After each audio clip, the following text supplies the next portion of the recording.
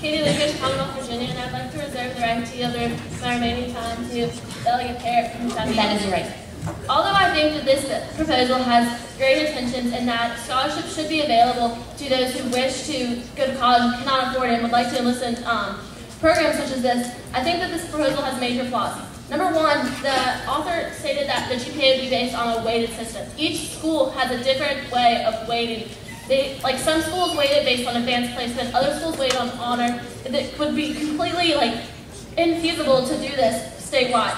The other thing is that this, it says in the proposal that the program will cost approximately $200 million per year. That's a lot of money, and I don't know about you, but I think that that is an extraordinary and outrageous amount of money. And although I think that it has a great intent, I think that it is completely infeasible and it has major flaws.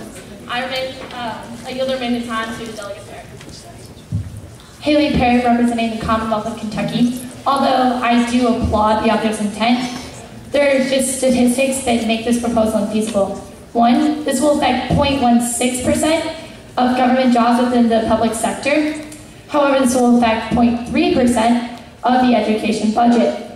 Also, this is only implying the person to work for 6 years. However, to actually pay back the debt for college would take 8 years without using any benefits whatsoever of living, housing, or food. This would not only cost the government money and not even break even with the amount of money of the work they would be providing, it also is infeasible and not working, would not apply to the budget for education, nor would it apply for the amount of workers that it helps. Thank you. I yield the remainder of my time to the chair. Robert Dorfman, Model UN. Thank you, Madam Chair. I reserve my right to yield the remainder of my time to a fellow delegate from Louisiana. That is your right. Thank you. I would just like to address a previous speaker who said that this is a loan and not a grant, so therefore it's not useful. At 17 or 18 years old, I would like to see you try and go out and get a loan for $200,000 or $300,000. That is near impossible. Even more so, the current loans for most students are 8% for college. These government loans right now, like I received a federal direct Stafford loan, and that's 2 to 3%. That is 4 times better than the average loan that you can get. Moreover, let's say you're interested in going to medical school. So let's say you pick, for me, let's say I went to a 7-year program, but if I did, let's say I went to Columbia University. That costs $56,000 a year. For 4 years, that's already over $200,000. Now, less than 20% of students go directly from undergraduate to medical school, which means that I would have to take a year off to probably get a master's degree. So that's another $56,000. Now let's add the 4 years of medical school, which are also $56,000. That's 9 years of education, which equals $504,000 in debt. With these mounting debts, what incentive is there for doctors to go into fields like primary care, who make $100,000 a year? This would take them 30 to 40 years to pay off their debt. This is why we have so many doctors who specialize, and we have a huge shortage of doctors that go into primary care. I yield the remainder of my time to the fellow delegate. Delegate, you yield 30 seconds. Christian Vignere, I'm in Louisiana. I'm an ROTC cadet, and there's always a commitment with everything you do in life. If you want, this is to advance us into the future, and the United States right now is ranked way, way back. We're not even in the top 10 in education. Please vote yes on this proposal. Thank you. Thank you, Madam Chair. Ariel Pardas, California delegation. I would like to reserve my right to yield to Delegate Larson from New Mexico. That is your right. Thank you. Now, the author's intent to create an incentive for students to work in the public sector of government is commendable. But upon further research, I found that this proposal doesn't actually do what it intends to do. You see, I just looked up some statistics, and according to the United States Bureau of Labor's Employer Costs for Employee Compensation Survey, government employees earn on average 35% more than employees of the same job in the private sector. Between 2007 and 2009, the number of people working in the private sector decreased more than 3.7 million jobs, while the government's jobs increased by 100,000. So the proposal author is essentially asking the government to spend almost $200 million on creating an incentive for students to work in a sector that has no demand for more jobs.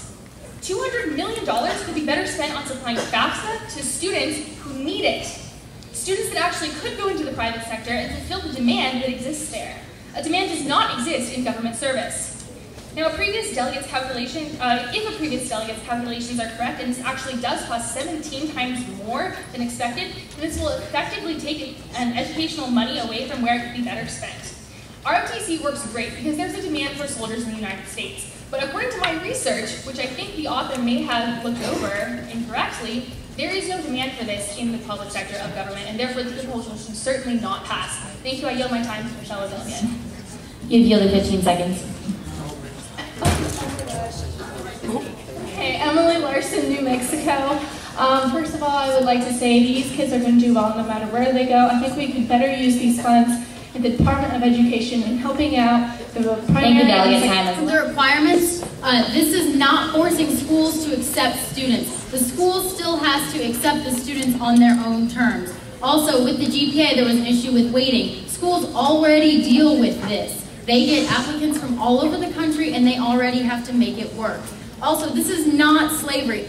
Excuse me if I'm wrong, but I'm pretty sure that slaves can't back out of it. They don't receive a free education. They do not get paid, and they cannot choose what they want to do with their jobs. Also, there are plenty of jobs for this. The federal department falls underneath the executive branch of government, which is by far the largest of the three branches. Tens of thousands of jobs exist, and each year thousands are available. I know this because I found the official job finding website for these departments. Search for available jobs within the specifications, which would be the GS through 9 through 11 levels, and came up with several hundred pages of jobs with many on each page. Also, there was a question as to monetary funds. The Department of Education budget for 2009 was $59.2 billion, and the allocation for higher education was $2.1 billion, according to ed.gov.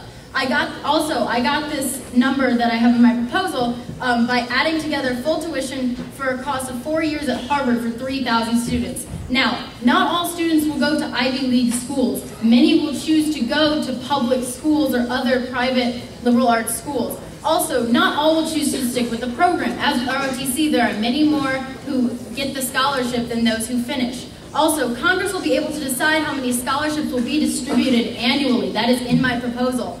Also, not all kids will go into this program. A previous speaker said that there wouldn't be room for kids in this program because there are 5,000 at each Ivy League school. Not all kids will want to go into this program. There were still many kids who will want to do other jobs, run their own small businesses, etc.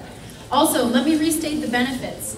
The individual, community, and government all benefit greatly because the individual brings this service and knowledge of government into the community, and wouldn't we all like a community that is more aware of the inner workings of the government and is more educated with what is going on? Also, the government gains workers who are highly educated and specialized and have a high degree of expertise. It also brings in fresh faces, fresh ideas, and helps obtain an open-minded, bipartisan government, and wouldn't we all want that? I yield my time to the chair. Thank you, author. We'll now move to vote on this proposal. The rovers will please seal the chambers. The motion before the General Assembly is that Proposal 217 does pass. All those in favor, please in your normal speaking voice stand and say aye. Aye. All those opposed? Nay. This proposal does not pass.